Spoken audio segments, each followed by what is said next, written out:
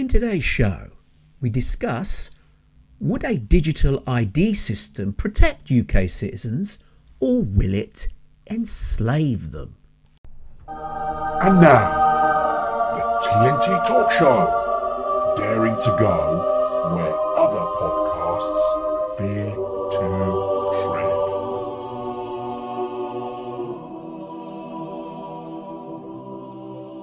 Hello, I'm Tony Fasulo and I share the stage with my esteemed friend and colleague Tayo Boya. Tayo, hello my friend once again. I hope you're keeping safe and well, and you were very late again. I was very late again, was I? Was I late last time? Well, all I can tell you is that, as Dr. Isaiah Henry would say, No. even the slowest cheetah outruns yesterday's rain. Even the slowest cheetah outruns yesterday's rain. Wow. I got the first bit. I thought, oh, this is actually a good one. And then he's compared it to something which sounds ridiculous, but okay. You always say that, and then I use it in the show. You do, but I'm not sure whether it will fit in this show. We'll see. Good. Anyway, before we continue, I will ask our wonderful audience out there, whatever platform you are consuming our content on, please continue to like, comment and subscribe to our show, like I said, on whatever platform you are listening and watching us on. We do value your comments, we do value your feedback, and yes, we will try and get back to you as soon as we can. If you want a more instant answer, then please connect with us on our Facebook group, although Tayo here has taken a hiatus in the short term, so you might not even get an answer there. So probably we recommend you continue to comment on the platform you're actually consuming us on until Tayo gets his hump back and comes back onto Facebook. But anyway, that's a separate topic for another time. So yeah, please continue to do that. We do value your feedback. But if you do want to comment on the Facebook group, then it's the TNT Talkers. It's totally open. I am on there. You won't get my esteemed colleague on there at the moment, but I will do my best to cover for him until he does come back on the platform. Anyway, let's move on with today's topic. And today we're discussing, would a digital ID system protect UK citizens or will it actually enslave them? Tyre, again, you came up with this. I didn't. Oh no, it was me. It was me. Yes, it was me. Oh gosh. Well, that's right. It was one of mine. Mm. Yeah, this is an interesting one because they've talked about it recently on whether if we had a digital ID system, or any ID system for that matter, would it help with this problem that we've got in the UK particularly, where we've got migrants and illegal migrants making the journey across the channel from France to the UK. And some people are putting that down to the fact that we in the UK do not have any formal ID system, whereas the rest of Europe do. So it was spoken about in high places whether it's about time we joined the revolution and brought in a digital ID system which will protect citizens and ensure our borders are secured far better than they are currently. Tyre, do you have any comment to add regarding this? Well, it's interesting that you say we don't have an ID system here in the UK, but we do, not we, but the Europeans do in the EU. I'd like to point out that the Europeans still have a problem with illegal migration. So obviously, having a digital ID or having an ID of any sort isn't the problem. I'm only going to preface my remarks here because I have more to say about it. But since you brought it up, and I will say this, that logically, when you create a bureaucracy to control a perceived or an actual problem in society, what you do is you create an avenue for illegal operations, and you generally victimize the weak. So if you insist on everyone having an ID in order to get work, that doesn't stop unscrupulous people from hiring those who don't have IDs. What it does is that it gives those unscrupulous people extreme power over the hapless, over the victims, because they can pay them basically what they want and they can maltreat them, and there's not much that those people can do. You see what I mean? So, and an ID in and of itself doesn't address the problem. It just drives it further underground.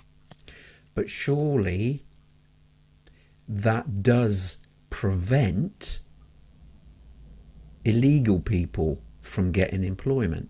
Remember, for you to be in the country, you need to be legally processed. So you are a citizen, or not, if not a citizen, you are someone who's allowed to be here for employment purposes. So to reduce illegal employment when you've got people who shouldn't be even working, if they have an ID system which then gives them the permission to work or not, so whatever it says on it, employers will be less likely to break the law to employ somebody that they shouldn't do just for cheap labour's purposes. Because if you're paying somebody cash in hand, then you're breaking the law, in essence.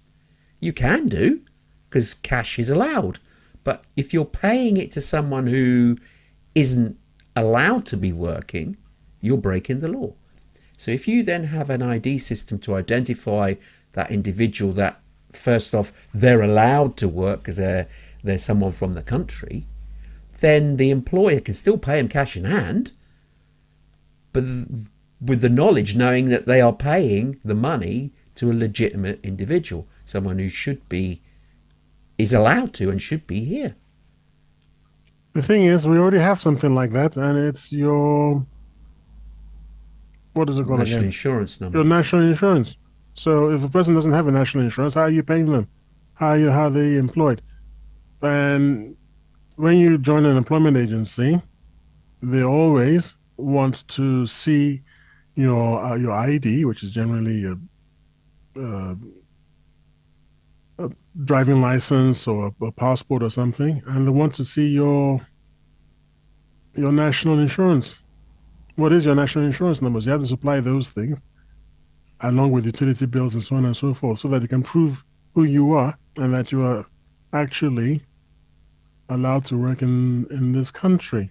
And digital ID or any sort of ID isn't going to make that system any more secure or insecure one way or another.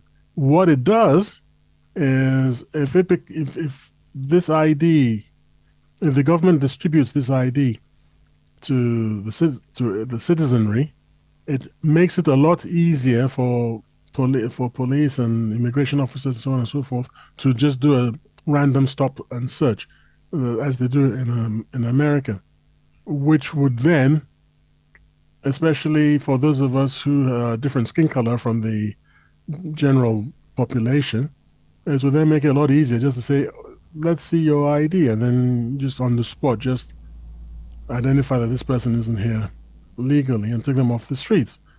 That wouldn't, of course, work in the case of people coming in from Europe and who've got fair skin and sort of things like that. That would make it more difficult to. I think you're mixing two things here. You're implying that your skin color has a bearing on your ID. Because if you're being singled out by your skin color, it makes no difference whether you have an ID or not. You're being singled out by your skin color, which is a totally different topic. If you stop people now for skin color and we're not carrying an ID around, what are you stopping me for? What are you asking for? You're asking me to just prove that I'm British or that I'm here legally. Then I think we go to court to say, well, why did you target me? But if we're all carrying an ID, you can just randomly stop people and say, where's your ID? Even fair-skinned people, just look, you know what? The next 50 people that come in, we don't care what the hell skin color they are. well, that's what you say, a wink and a nod, and you say, we want to see your ID. And it might be that you, Tony, left your ID at home, and then you're going to be fined. So everyone's going to have to carry their ID. So once you can't produce an ID, you've got an issue. But right now, you're just stopping me, and you're saying, prove that you're here legally. And just give me, why did you stop me? Where's your reasonable doubt? Now, reasonable doubt and all that, reasonable suspicion, or whatever it's called, that's an American thing, I think. But I also think we've got laws here in the UK that are quite similar. But I'm more certain that stop and search in America is without due, what is it again? Due something or the other it's called? When you have reasonable suspicion, Suspicion, yeah. There are laws, and because I recently watched a video of some black guy being stopped in America. By the way, this is a quick aside. Wonderful system they have in America. There's Chicago, I think this was, but I'm not willing to swear to that in the court of law. Somewhere in America, they've got money from the federal government. The police department's got money from the federal government, and to keep getting that money from the federal government, they have to keep stopping and handing out tickets, right? So they just stopped this guy's car. I said, you were speeding. He was like, no, I wasn't. I've got my camera on. I'm an Uber driver, and I've got my internal camera. No, it said, you didn't say you were speeding. It said you were on the phone. Yeah. And the guy said, no, I wasn't. I've got my internal camera on because, I'm an Uber driver and everything. And they said, yeah, no problem. Here's your ticket. And they threw the ticket at him and just walked off. And it turns out they don't care whether you're innocent or not. That's to do with funding, though, isn't it? That's to do with funding. Nothing to do with ID. They've got to hand out this ticket, and they don't care. What kind of system is that? You don't care whether I'm guilty. You're a police officer. You literally don't care that I'm innocent. That's ridiculous. What? I'm sorry, that's ridiculous. But the idea behind some of the approaches that they're considering here is because the standard bearer at the moment seems to be, strangely, the Estonian system. They've installed a system which is being lauded by a lot of other countries because they're using a simple blockchain system. So it's distributed security. So no one entity has all the data, and it's a read system for other people to look at, but it's a write once system. So once it's written. So there's a forever recording of it, and it's recorded in several distributed places. In fact, some of them are even recorded outside of Estonia. They're within Estonian jurisdiction, but they're like data embassies offshore. Offshore, but you know what I mean, outside the boundary of the country. And so no single location contains the data, so you can't be hacked because it's distributed in a blockchain. Also, I've just sent you a link of when they faced a security flaw. They did have a security flaw. They did. 2017. That's right, they did. Because the company this is updating an issue, and the company involved there, whom I won't name, but they were fined terrifically for breaching the way that the cards were issued. And yes, we'll share that link with the blurb, because yes, they had all these cards produced and they were updated incorrectly, and it caused a security breach. So they were fined heavily for this indiscretion. So yeah, you're going to get... And that's the one we've heard about. Yes. And those are the ones we've heard about. Indeed. So are you willing to... I mean, given the powerless state of our governance in the West, are we willing to... Would you bet, in all seriousness now, because if I had a sledgehammer, okay, would you be willing to bet your left testicle that there haven't been other breaches? And if we find out that they have and I'm not going to take any, I'm sorry, Tyler, it's going to come swinging down. And you're not going to be, there's no sorry, no, I didn't. Listen. Would you be willing to? There's no system that's foolproof. I just wanted you to say that. Even now, there are going to be certain security breaches that you and I and the public at large will not know about. Yeah. It has to be kept quiet. people be paid off? Why do you think hackers do what they do? They're clever, state sponsored, some of them. They do what they do because they want to get involved and get to secure data. But whether you have an ID system or not, that's available now. You're going to get compromised, and it happens all the time. So yes, all this but is there's doing... one more avenue. There's yet one more vulnerability. You're Right. introducing a new vulnerability into the system, and what you and I are discussing now, Okay. reasonably, is it worth it? Well, the benefits, yes, would outweigh a lot of the challenges. You're going to get challenges with anything. You're going to get a challenge when you buy a car. It's easier to walk. But is it? You have benefits in a car, but you then have to pay for the benefit. You have to pay for the car. The car could break down. We're talking about a digital ID system, could break down and leave you stranded at times. But you're willing to take the risk because of the benefits that the car offers you. The same with this. There are so many benefits that would save government a terrific amount of money, which would be able to streamline processes, and at the same time, hopefully, if it gets implemented clearly, reduce bureaucracy. Time frames will be shortened. People will be seen quicker. So you're paying for a service effectively where longer term you'll reap the benefits. The government will then be able to, hopefully, this is the criteria, reduce bureaucracy and therefore taxes. Because then that bureaucracy, you can make savings, which then can pass on to the end user. That, I've seen the pigs fly before.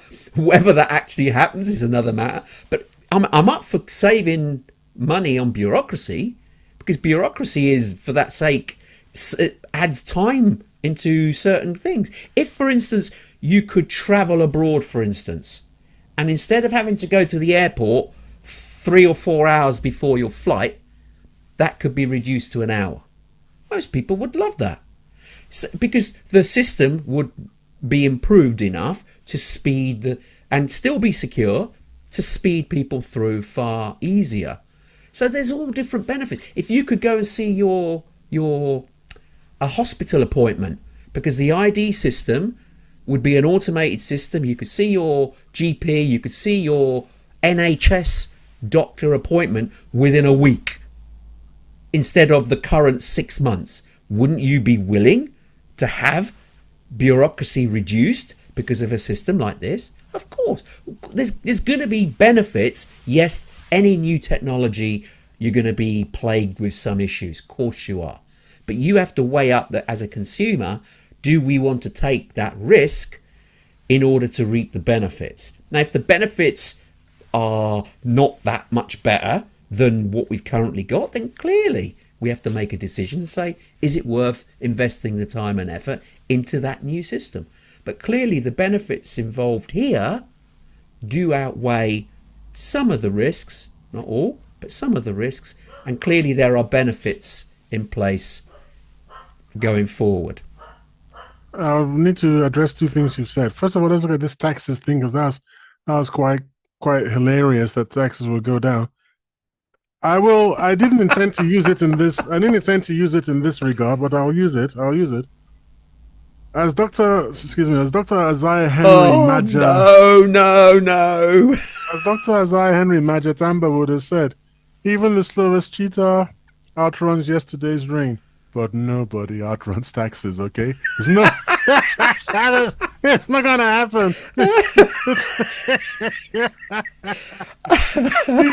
even any kind of cheetah ain't gonna get around taxes. So just put that one in. I wasn't gonna use it like that, but I just thought, okay, I'll bring that in. Now your doctor's appointments will be quicker. Yeah. Why? Why? Because why? you can What's it got to do with identify. ID cards? Right. Half the battle is there's a lot of repeatable rubbish that occurs in the NHS, and they have to identify who the patients are. You have an NHS number. It's all in different systems. So if you have a national ID system, the government can put in place linked to it from the NHS. The NHS can do away with all the numbers that are currently used that are not actually replicated across the whole system. So it gets more efficient so that you can identify people quickly in order to put them in the right queues to see the right specialists and appointments, etc. Have you got any evidence for what you're saying? Because that doesn't make any sense. I've got an NHS number, so have you. Once you're in the system, you're in the system. You're identified by your number and date of birth. So those two things, number and date of birth, those are your identifiers. Yeah, that's true. You always know your date of birth. Do you know that the NHS still fills in forms on paper, don't you? In 2025, which is this now, NHS fills in forms on paper. They scan it, they add it to your record. It's not digitally recorded, it's the scan is taken in. Also, when a consultant wants to communicate with a member of, a client, they write a letter which is typed and sent in the post to the GP and to you. All this to do with the digital ID will bring that and make it electronic. So you, the client, can still ask for a letter if you wish, but you can also get it put on a phone, which is then linked to your ID, so it's securely delivered to you so you can see what you need. Okay, so simple question. I've got an NHS number and it's unique. Otherwise, it wouldn't make any sense. It's unique to me. Yep. All right. So the typing and all that, that's nothing to do with the lack of a digital ID. They could easily use the NHS number as your digital ID. Well, strangely enough, that was one of the options that was shared. It said we already have a what's the other one we mentioned about? National insurance number, NHS number. We could use one of these, and they're considering whether those are valid numbers that could be used for this, or do they need to bring out a unique and another new number? So these have been discussed as whether. Yeah, but that shoots your argument out of the water. It's not. Typing up a letter has nothing to do with whether or not there's an ID. If I had a digital ID, what's that got to do with you typing up the letter? If you are so inefficient, it's not actually inefficiency, is it? It's jobs for the boys. Actually, jobs for the girls, because I guess it's the girls who are typing in these letters. So it's jobs for the girls. Bring them in, let them type letters, let them earn some money, and let them pay taxes on it, which is a silly roundabout kind of system. But that's how some economies exist. Work. Yeah, that's how some parts of the economy works. So that's nothing to do with it. No, I reject your suggestion that's got anything to do with the digital ID. No, sorry, because we already have an ID of sorts, and it's your NHS number. Okay. What about things like banking generally? If you wanted to opening up an account or getting a mortgage, there's a lot of paperwork and to prove who you are. If there is a system, a digital ID system where you can be authorized pretty much immediately because it's a secure system using technology that identifies you already up front, blockchain technology, then the banks will be more able to give you a decision quickly. They'd know whether you are who you say you are, and able to give you services along the banking platforms that you could then get a mortgage a lot quicker. You can get mortgages that could be bespoke to you depending on your income and what you can do. And it makes the whole system far, far easier. Also, voting.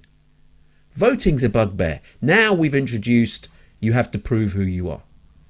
But bringing a piece of paper may not prove who you are. It could still be abused. Whereas if you've got a proper national ID system, a digital ID system, can be verified on the spot, and it proves you are who you are, and you're now able to vote. And also because of that, you could actually do it not necessarily going into a polling booth if you didn't want to. You can securely do it on an electronic platform, and people could maybe distribute decision making. So for instance, one of the reasons why we don't hold referendums is because it's very, very expensive. Whereas if you had a digital ID system, you could put more meaningful requests to the electorate who could vote on particular issues, because it could be done relatively quickly. And it could steer the way government operates. A bit like the way that Switzerland operate. They have referendums every time the public reach 100,000. Is it 100,000? Yeah, I think it is 100,000. No, a certain level number. They then have to put it out to the public, and the public have to vote. So they have a referendum on many government issues every couple of months, 3 months. So it's quite a distributed democratic system. This will enable the UK to go along those lines on some major decisions. Because the UK will never go along those lines. Well, there's the opportunity there. Anyway, let me come in here. Now, to my shock, I recently found out, when I say recently, I think I was talking to my wife about this particular episode, and she said, oh, just like and then she said something, I can't remember the term, that we have in Nigeria. So apparently, since I left Nigeria, we've got ourselves digital IDs. Okay. And I used to have a bank account, but it'd have closed now. Don't know what happened to the money in it, by the way. I should find out. Oh, yes, you should. Yes. That account would have been closed. I think it's inactive, it's not closed, it's inactive. Okay. Because I haven't showed up with my national identification number, whatever it is. Right. And apparently you can't do anything in Nigeria without this national identification number, which is very odd for a country that has such low literacy. So I'm a bit worried about that. But anyway, they've done this. But guess what? All this is talking about, to make this more efficient and make more that efficient. Nigeria's efficiency, as far as I know, hasn't increased. But that's not where I'm going with my counter. My counter is, this last election was rigged to hell and back. Where are we talking? Nigeria? Nigeria. Yeah, it was rigged to hell and back. Did they use the ID system for it? Well, there you go. I don't know. Who knows? I'd have assumed, mind you, this is Nigeria, so yeah, they have the ID. They won't use it. Not when it's really important, man. Not when it's serious stuff. Like elections. Oh dear. Okay. What do you mean? That's transparency. What, you crazy or something? Yeah. So, anyway, look, your general point that it would, on the one hand, increase efficiency is not something I'm going to dispute, because to me it's common sense. It will increase governmental and corporate, hopefully, corporate efficiency. That's not the main point. It's not to say that digital IDs are without benefit. That is not the nexus of my argument whatsoever.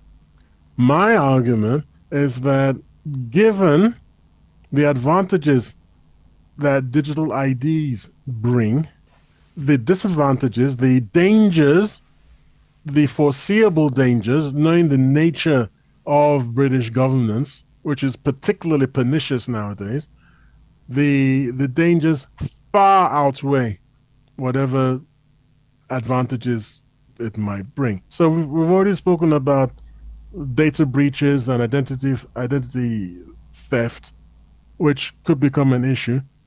But my greatest fear, and when you say would Britons become slaves of the system, serfs rather than slaves, would become serfs. This has to do with government surveillance and abuse. Let's not forget that this poor reporter, Graham Phillips, he had his house taken away from him, and he's been sanctioned merely for reporting from Russia, from the Russian side in the Donbass in Ukraine. And that is a full-on British citizen, and hardly any, apart from, I think on the TNT talk show, I have said more about Graham Phillips than mass media, than even someone like George Galloway. Have you heard of somebody called Richard Medhurst? Yes, Yeah, look at what happened gosh. to Richard Meadows. He moved to Germany to try to get away from the British government, his own government, only for the British government. Well, okay, I can't go that far. Only for the German intelligence to suddenly take a strange interest in him. So you draw Yeah, your own but conclusions because he he doesn't write against Germany or no, anything. he doesn't, but he does. Remember that a lot of the Europeans they do cooperate, and if they see, people causing disruption, and he does, he's got a web page. You can't even have a platform because the platforms don't allow it. He had his own web page, and he's quite a proponent of conspiracies and things like that Richard without a lot of Medhurst. evidence. Yeah, if What's it's the guy I'm thinking of, I don't think it is. This guy thinking about is a pro Palestine, pro free Palestine. That's it. oh, that's not him then.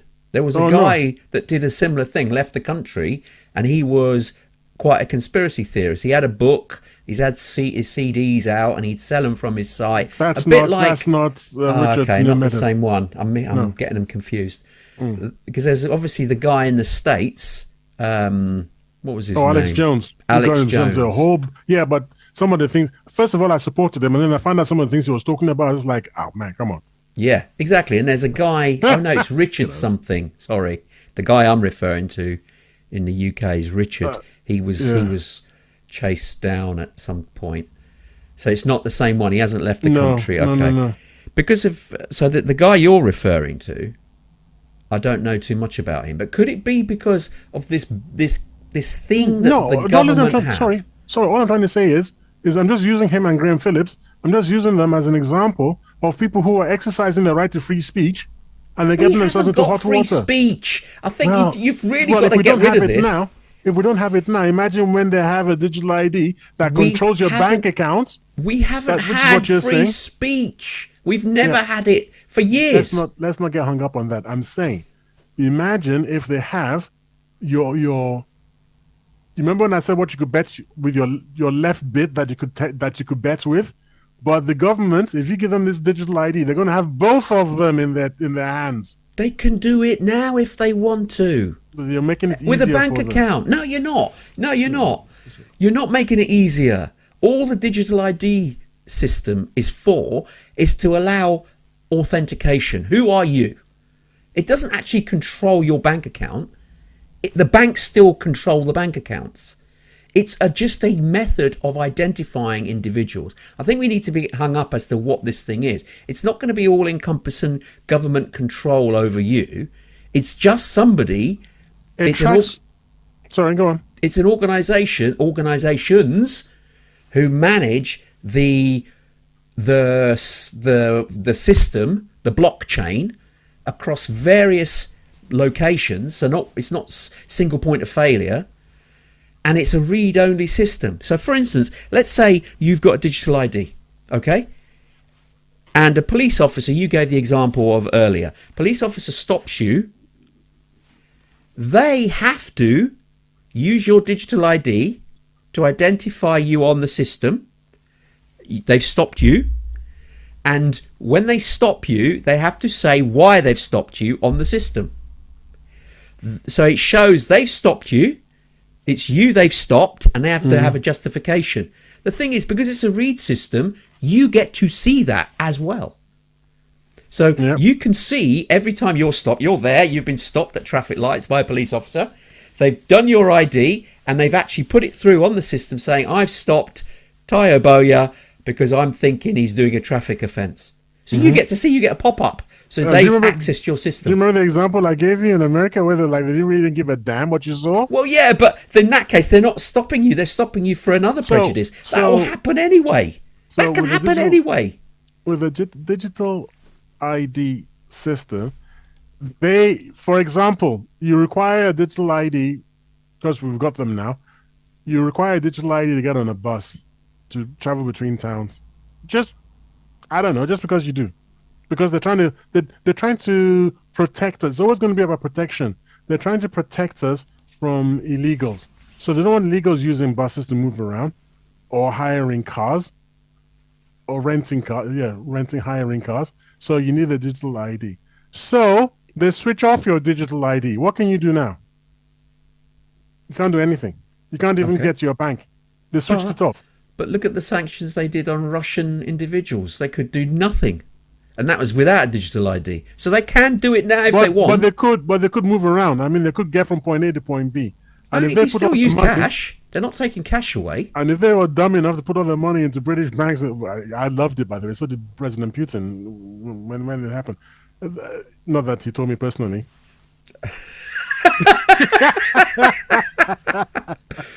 That, dear. yeah, I mean, you could still do certain things, but the creep in the creeping, the thin edge of the wedge bit is when it becomes ubiquitous and foolish, so that your phone is attached to your ID. So when you walk into a shop and you buy something, you know, and you pay for it with your phone, it's known that you did that, Yeah.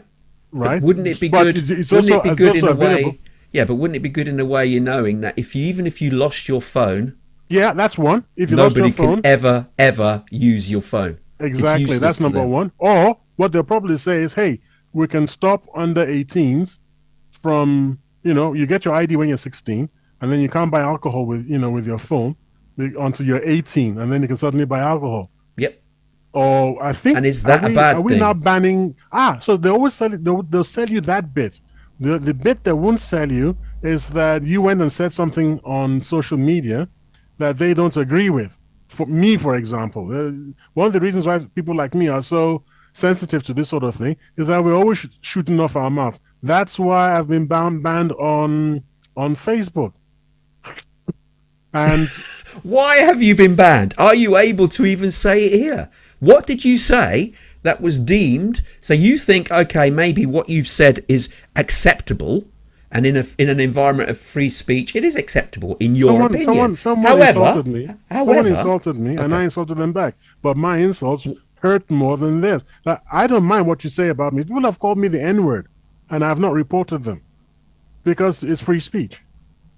I just come back and I say, and obviously I'm surrounded by, if I respond in kind, the people who supported me would say, oh yeah, but you're just like him. So when you call me the N-word, I have to respond in a very clever way that just targets you and not your group. And free speech is, you can call me that and I can respond. But what gets me is that when you insult me, not this particular person, you didn't use the N-word. This particular person, not he, she didn't use the N-word. She insulted me. I insulted her back, but because she's a she and she can't take it like a man, she went to Facebook and I got banned. The person doing the banning, didn't they look at the conversation? They don't do that, and I've just had enough. I've had Okay, enough of it. so that's Same got thing nothing to do with the ID system. It's got to do with your conversation. Let's use the AI to look at your words. I'm saying, but other people have gone to prison now in the UK. They've actually in prison for suggesting, by the way, for actually stating the truth. Apparently, this was, now I wasn't following the story very closely. This was to do with some man who, or boy, I don't know how old he is, who stabbed some people. Or one person, I don't know, somewhere in the south of England. Okay. A couple Don't of months slander ago. anybody here. So Sorry? don't slander anybody. I don't even know enough to. Oh, I'm comfortable because I don't know that much about it. But the apparently the press suppressed the identity. I don't know whether the racial or religious identity of the perpetrator, and basically, according to this, people in prison tried to cover the tracks. You know, tried to make it seem as if it was a rando, wacko, blah, blah, blah. And then this person said, no, it's not. It's a person from this particular demographic who did it for these reasons. And then they got themselves in hot water and then now started cooling their heels in prison because it was a hate crime. And by the way, what's the hate crime? Being transparent as to who and what happened, which has been subsequently proven in court. Right. Was So the if you do court, that, was the silence because the investigation was at a delicate stage and the court did not, had actually asked for no coverage?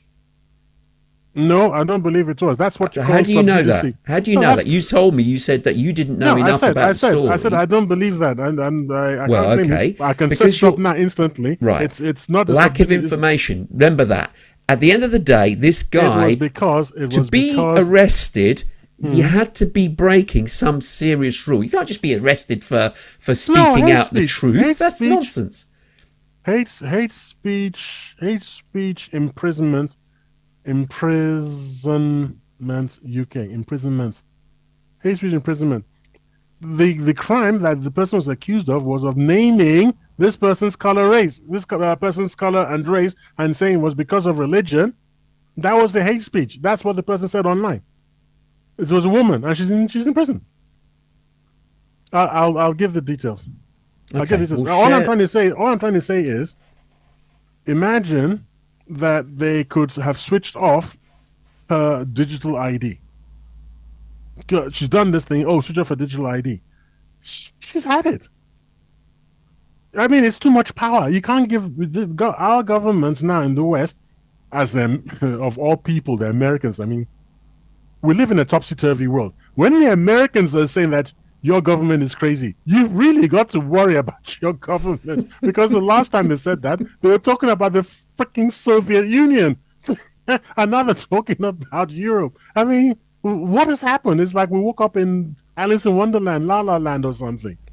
I think the guy you're referring to is the Secretary of Defense of the US. Oh, and another one, and Vance. And Vance didn't say it outright by any means, no. Okay, so Hegseth. Yeah, Hegseth, yeah. Pete, isn't it? Pete he's Hegseth. new, he's a new. Do you know what? His previous job was? Well, he was the weekend anchor on Fox News. Oh, that's why Trump liked him. I mean, talk about not qualified for the position and shooting your mouth off when you're not supposed to say stuff like that. Isn't the position isn't being secretary of anything about actually common sense and bringing common sense to the table? Being diplomatic too. Well, it's a position of power because your words matter. If you're saying things incorrectly at the wrong time, you could jeopardize all sorts of things, including people's safety. That's why when you're in a position of power and influence, you have to be mindful of shooting your mouth off, whoever you happen to be. That's why people who aren't qualified should not be in positions of influence and power, because those words have consequences. I didn't hear you talking about Van der Leyen. Everybody, including her. Well, everybody. That's rather weak. People do make mistakes. I give them that. You get a pass occasionally, but you know what? I love what you've got to be competent. You've got to be competent in a position of power. Now you said that Vance did not. So I'm just going to send you this link, which I invite you to share with our listeners. It's from your favorite news outlet, so it's not one of mine. The BBC is one of you. BBC is one of yours. Why is that one of my favourite outlets? You're always sending me snippets from the BBC. Only because it's easy to access and share. A lot of the others are harder to share. Anyway, there you go. JD Vance attacks Europe over free speech. So there. Yeah, no, you were wrong. They did attack us over free speech and said our governments were too close to dictatorships, which of course they are. So you only get into trouble in this world when you're telling the truth. It's very funny that nowadays you never get into trouble for telling lies. It's really not good enough. Which dictatorships are we close to, if you don't mind me asking? I believe he said. Now in that speech, I don't know where the full speech is. I'd love to do it and just highlight where he said that we are the modern Soviet Union. Now Europe now is the modern Soviet Union. We have morphed into the Soviet Union. It's true. It's absolutely true. We used to laugh at I've mentioned this before how many times on our previous shows. I used to living in Nigeria, I'd listen to the BBC and I'd chuckle at the poor schlubs living in the Soviet Union who believed what they were being told.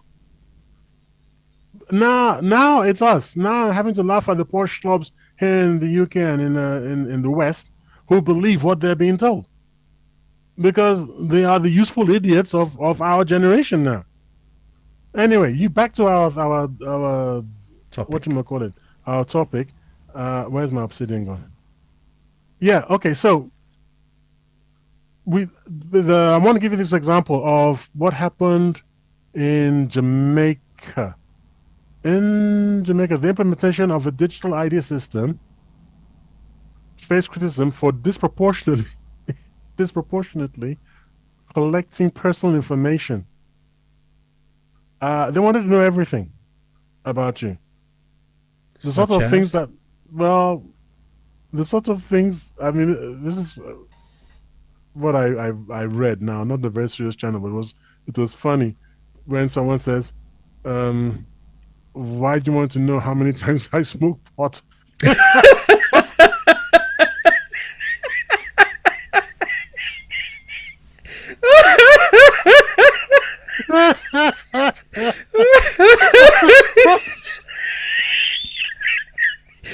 Oh boy. What's that got to do with me? What's that got to do with my digital ID system? That's superb. Can you imagine just walking through the airport and going, man, you're a heavy pot. Aren't you? It's like, what the heck, man?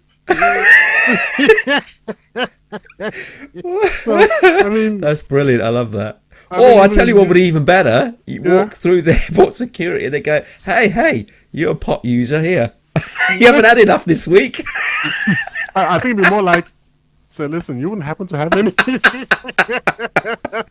Okay. Yeah. That's a opportunist government there trying to Wow.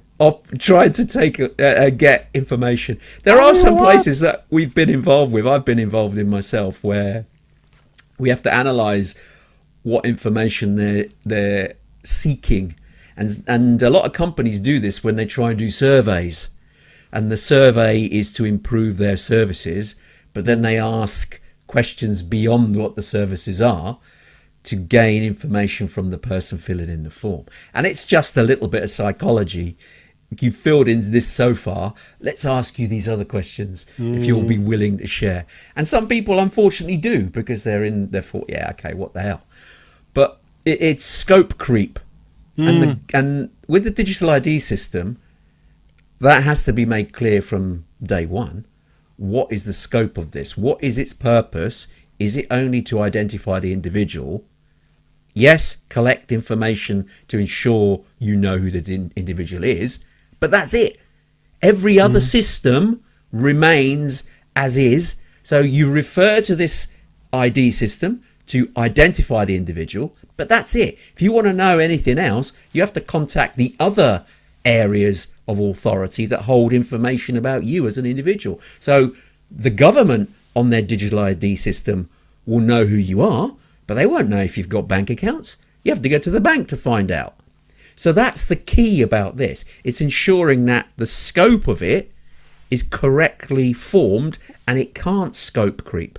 And my counter argument to that is you can't guarantee that our government will adhere to that. You see, you're saying we have to guard against scope creep, but we cannot. That's the whole point. We can't trust our government because You've they got have to a trust history. the government to a point. They're running the country. You might disagree with what their actions are. You might disagree with the way they're running things, but we're still in a democracy. And granted, it's not perfect, but you still have to trust them to a degree. The best Otherwise, way to trust you can't them trust is to anybody. the best way to trust our government is to not give them is to not allow any possibility of scope creep. That's the best way. Prevention is better than cure because there is no cure. Once they get their hands on it, they're gone. It's so I would say absolutely no. So I've sent you a link now. That link is, what was the link? The Guardian. Yes, the app Guardian. wallet could lead to mandatory ID scheme claim privacy groups. Yep.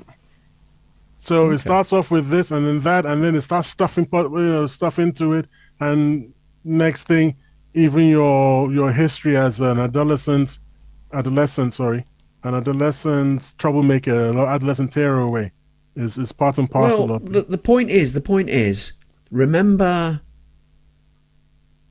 there has to be some checks and balances put in place. No, you'd have thought so, but there are no guarantees. That's what Well, I'm no, arguing there's no about. guarantees. The system is still fledgling at the minute. They're still talking about how it could be implemented to ensure you've got blockchain and biometric checks to ensure security, who can and can't access it, can read to it. These have all got to be formulated.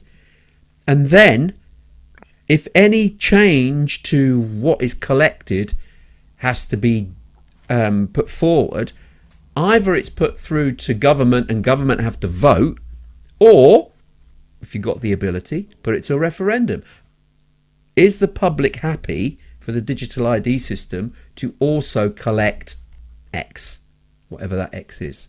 So the public can choose what information above and beyond what was originally put on the ID system as additional information. So there are risks. I'm not saying there are no risks, but I think the benefits could outweigh the challenges. Benefits will never outweigh the benefits will never outweigh the dangers, because these are not dangers.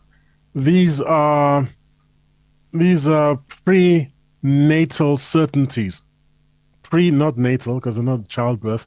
These are pre-existent, whatever it is. Can't find the word, can you? I can't find the word because it means before it comes into being, almost like a proto kind of thing. There are certainties. It's going to happen. What scope creep is certain, guaranteed. It's guaranteed. It will absolutely 100% certain. The British government in particular, but Western governments in general, have been reckless with power. It's really gone to their heads. I mean, it's not even England. It's not the England that my grandparents would have recognized. It's not. This is some. It's very, very close to being 1984 situation, dystopian. It's horrible. And We've touched on this before, haven't we? We have several times. We have, because it keeps coming up, in so much that but the same, our sphere of democracy is shrinking, because as they bring in more and more laws and rules, they don't remove the old ones. They increase them. So our democracy, our movement has shrunk. So yes, if you are comparing the UK from today, the UK from, say, post-war, the 60s, even 50s, 60s. The difference is vast, because we have less. They used to freedoms. be afraid of voters. The politicians used to be afraid of voters. You used to get done for having an affair and being found out. Now you could probably sleep with a dog and you'd be fine or something. It's well, I'm just that's maybe that's a little bit strong, but okay, yeah, you're I don't know. No, I think that's not true. Only because the advent of what's his social face media. was caught snogging, wasn't he? In number 10, wasn't he? Well, who was accused? One of our prime. I know which one, but what was John he accused Major of? actually had an affair with Edwina Currie. That was well known. Yeah, I know, but So I yeah, think a lot of Prime people just Minister felt done it. sorry. A lot of people just felt sorry for him because you looked at Edwina Currie and you felt like, jeez. Well, dude. what about ex-President Clinton with Yeah, but Monica Lewinsky, I mean, she wasn't difficult to look at. I know, but you still don't do that. He's the president of the United you kind of States. do if you can get away with it. Well, I mean, indeed. what I'm trying to say is that Edwina Currie was, oof, yikes. Yeah, but let's be honest. John Major was no oil painting, so Well, they were both sort of woof, you know. that's a bit Well, harsh. I'm talking about okay, let's say black and white. I'm talking about Boris Johnson. What was he accused of? He was not number 10, number 11. When he was was he ever the chancellor? No, Well, what was he? Yes, he was. no. Boris Johnson was never charged. He was foreign secretary. Oh, foreign secretary. When he was before he It's a became slander. prime You're minister. slandering now. You can't hold on, you he can't was- do that. No, I'm saying. Okay, I'm asking. You know what? I'll just get it online because I remember. I seem to remember that there was some scandal, and I think he just put himself forward as being a bit of the lad, and that was that.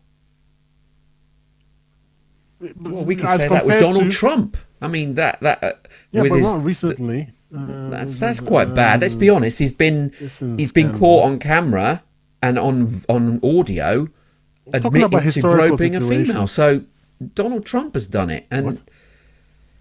so yeah, it's sleazy. Let's put it that way. I think power does get to their head. And what about? Oh, it wasn't Johnson who did it. It was somebody called Matt Hancock. Oh, Matt Hancock. Yeah, he was the health secretary There we go. It was during Matt COVID, Hancock if you who remember. was photographed kissing his aide, Gina Conandangelo, or the name like that. I hope she looks pretty.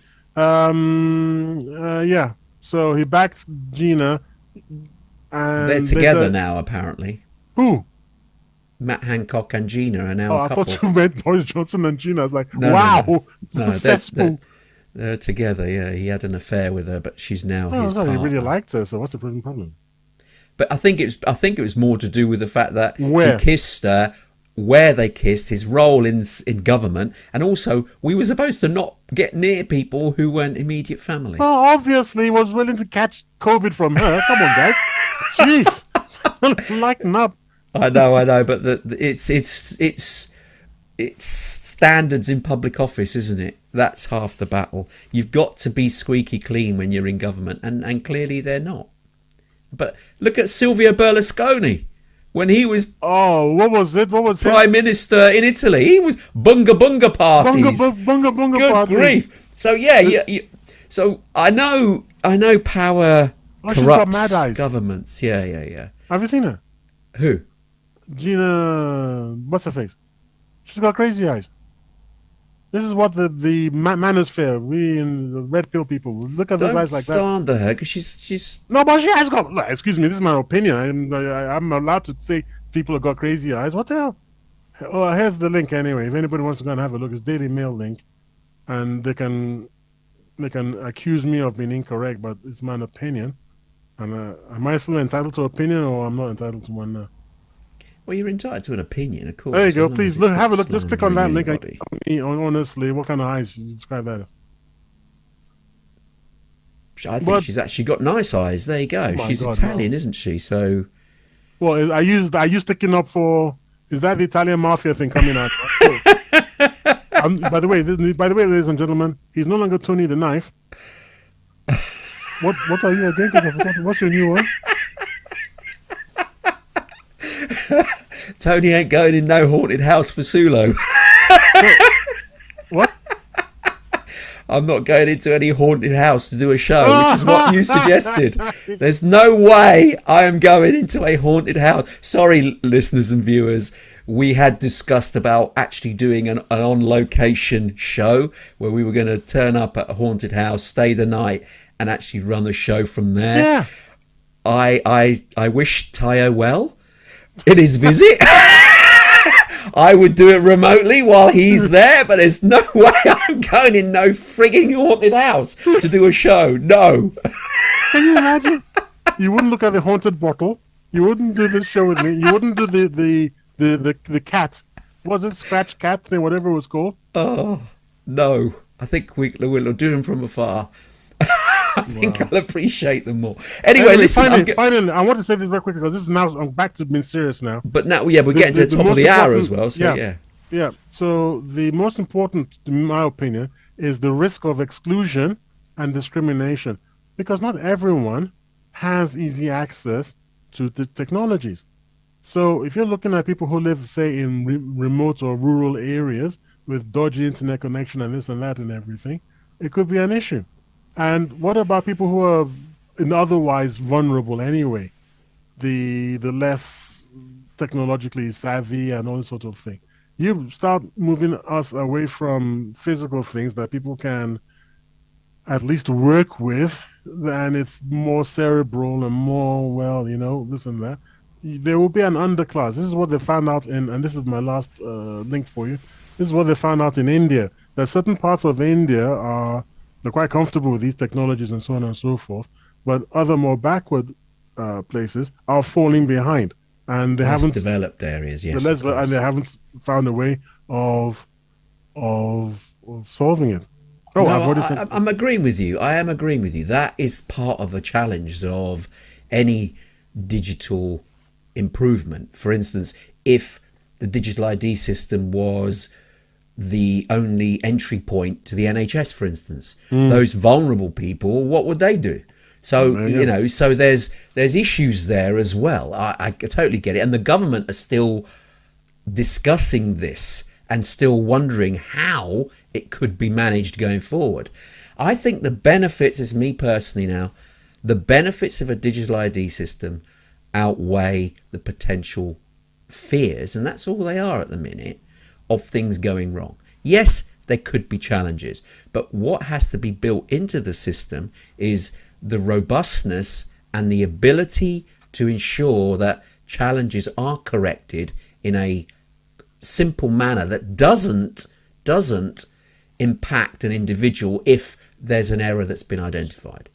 But by and large, the benefits will improve society, really, because it will allow people to get access to things far quicker, far easier and more securely, and less fraud, which is a saving on the government generally, because really, if there's more scrutiny on the government on how they spend money without being as frivolous as they can be, now it's hard to check. But if you've now got digital systems in place that can easily do the auditing, you can then hold the government more to account. It's got nothing to do with digital IDs. No, it doesn't, but you're digitizing the system to allow the digital IDs to operate. So it's one element of a bigger piece. Yes. Digitalization of the government is the way forward, and digital ID is one element of that piece. I think that's very tenuous at this time. I think that's tenuous, and I think that you are being so. I mean, you're just ignoring a whole plethora of information that we already have. That over the last 20, 30 years, we have seen government creep into our lives ever more closely. And I don't understand I don't understand the provenance of your courage in saying, no, we're going to be okay. We're going to be able to manage the basically corrupt political system. I think you're being too blasé, and I think you will find out that in the long run, the slowest cheetah, I'm disagreeing now, Dr. Isaiah Henry, the slowest cheetah cannot outrun yesterday's rain. A brilliant thing to end it on. If you've loved this episode, please hit subscribe and stay tuned for more deep dives into prophecies, mysteries, and the unexplained twists of fate. You've listened to Tony and Tyre, and we are the TNT Talk Show. But unfortunately, we have reached the end of the show for another week.